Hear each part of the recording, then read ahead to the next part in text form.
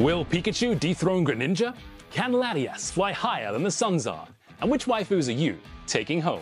Top 10 most valuable Scarlet and Violet era cards, now including Surging Sparks. Let's look at the numbers. Welcome back to the channel, everyone. I hope you guys are doing well. Surging Sparks is here, and it is already disrupting the top 10 most valuable cards in the era in a big way. We are deep into pre-release. I'm recording this video early Wednesday, so these values could change, but these cards, guys, they're absolutely exploding. So I'm going to show you the top 10 most valuable cards in Scarlet and Violet era without Surging Sparks, and then the top 10 with Surging Sparks, and just the epic difference that they make. So first of all, let's get into it here. I am going to pull up the Blastoise from 151. That's the 10th most expensive card from Scarlet and Violet era without Surging Sparks. I'm a huge fan of this card, guys. We know what's happened with 151. There's been some absolute stonks. I am using the market price of $67.05 in the corner here when we look at this stuff. So yeah, Blastoise is 10th on our list. In 9th place is Venusaur, another stunner from 151, another card that has just gone absolutely bananas over the last little while. Absolutely huge gain there. Its market value is $70.26. Then we have Carmine, our most expensive waifu from Scarlet and Violet era. I'm not a huge fan of this card. I've gone on record as saying that many, many times, but hey, a lot of people seem to like it. It has been sliding for the last 3 months. It's down around 22%, but its market value currently is $72.57. Then we have the Raging Bolt. Raging Bolt coming in hot, ultra playable card, $75. And we're very close, as you guys can see, on some of the values of these cards. They switch places pretty regularly as you look at these ones on a daily basis. Now, Raging Bolt is starting to come up again, guys. Will it be able to hold on to its spot in the top 10 once Surging Sparks is introduced? We will see. Terrapagos. Terrapagos, I love this card. I really do. I thought it would hold a little bit closer to $100. It is slowly coming down. Perhaps it'll land somewhere around kind of the 80s and maybe climb up back from there. I think it's gorgeous. Rainbow, I'm a big fan of those borders. I really am. I think this is an underrated artwork, and I hope it has its day in the sun. Speaking of sun, we have a little Charizard action here, a little fireball. This Akira Igawa artwork is absolutely goated. This card has been coming up like crazy. In the last month, it's up 36%. This is the top 5 cards we're into from the era right now. So this is 5th place. I would wager this one continues to climb up. Market price of $142.56 and an average daily sold of 14, which is actually really good. A higher end for some of these cards we're seeing. Then we got Magikarp. Guys, the Magikarp, the Shinji Kanda, the goated scratch pad artwork, like here we go. I've got a bet on with guys from a previous video on Magikarp, go and check it out. I'm saying it won't be $150 by the time Christmas rolls around. I'm really sweating right now. I'm giving away a Paldean Evolved ETB if that happens. I really hope it doesn't for my sake, but yeah, there we go. In 3rd place on the list is the SunZard, the big stonker. This one is starting to come down a little bit now. After that really rapid climb up, like lots of these cards, it is starting to have a pullback and a low average volume as well. It's $161.71.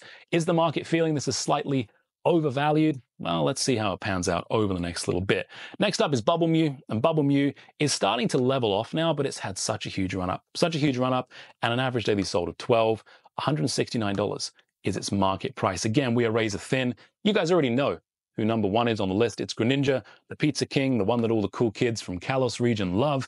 It is sitting here. It ran up to like $300, I think, $320 or so, and pulled back a little bit, but still, over the last, what's it doing? Over the last month or so, it's still up 10%. So a nice gain on Greninja, and of course, it is the current king of Scarlet and Violet era. So how does Surging Sparks impact this list? Let's take a look, guys. So first up, we have the Milotic. And Milotic is ranking in here on a very low sales volume. I mean, I think there's been like 10 total sold. Remember, I'm recording this on Wednesday morning, so these prices are subject to change. Before someone in the comments goes, it's pre-release, you don't know what's happening. People are opening product, people are selling product. I'm seeing product going at crazy prices.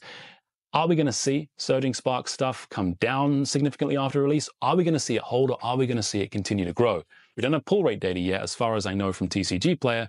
So anything can happen here, guys. Anything can happen. So Milotic is actually destroying things. He's getting the Blastoise, the Venusaur, the Carmine, the Raging Bolt, the Terrapagos. They are all out. They're all out of the top 10. So we have a complete shakeup. Half the top 10 are gone. Let's see how the rest of it looks. Next up is the Hydreigon. There's no image. I'll try and put one in editing. The Hydreigon I thought would be doing better out of the gate. I really do. I mean, we don't have that many sales. I mean, 7 total sold so far on TCG Player. It's currently $112. That's how the Hydreigon looks. This is my sleeper card, guys. It's a Akira Igawa artwork. I think it could be one of the top cards in the set. I'm a huge fan of this card. The Charizard from Paldean Fates gets bumped all the way down into 8th place. Slips out of the top 5 despite its epic run-up. It is slipping. Then we have Magikarp, also bumped down from the top 5, guys. Magikarp is now in whatever that is, 7th place. 7th place. Lisa's Appeal, or Liza's Appeal, she replaces the Carmine as the top waifu, and I am here for it. And this is a great Pokemon. We're going back generations now.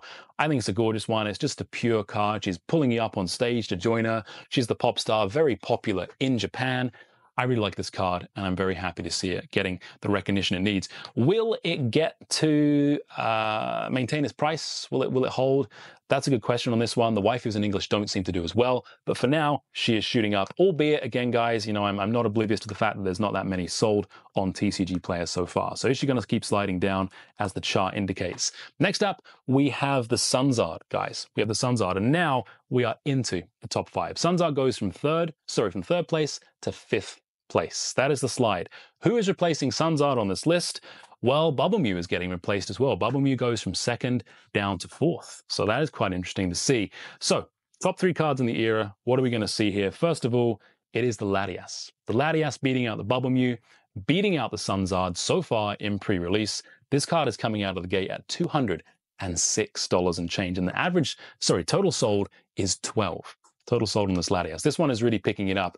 I think this is a gorgeous artwork. I think people are really high on it. They think it's going to be that tag team, you know, Latias, Latios kind of card. It joins up, of course, with the illustration rare. Again, I'm going to go on record as saying I wish they had both been EX cards and they have both been special illustration rares. However, I don't get everything that I want. Just ask my wife. Number 2, Greninja. Greninja pops out of the top. Greninja loses top spot. It's very early in the morning for me. Greninja loses top spot, albeit by a couple of bucks, guys. So here is your number 1. Here is your number 1. It is Pikachu. Pikachu is here, and it is in the ascendancy in pre-sale. 10 sales sold, $303.20 compared to Greninja's $300. So we are, what, $3.09 away, if my math is correct, on these two. It is going to be a battle for the ages on these two cards. We got people who are Team Pikachu saying it's not just a full art kind of in a rendered background, it's a gorgeous card. We got Team Greninja over here. I am really, really excited to see how this pans out. It's still early days, guys. Let me know what you think in terms of how these cards will continue to go. Is Pikachu going to hold number 1 spot until the Evolution set comes out? Is Greninja going to slide down or reclaim top spot? I don't know what's going to happen. I hope you enjoyed the video. Until next time, take it easy.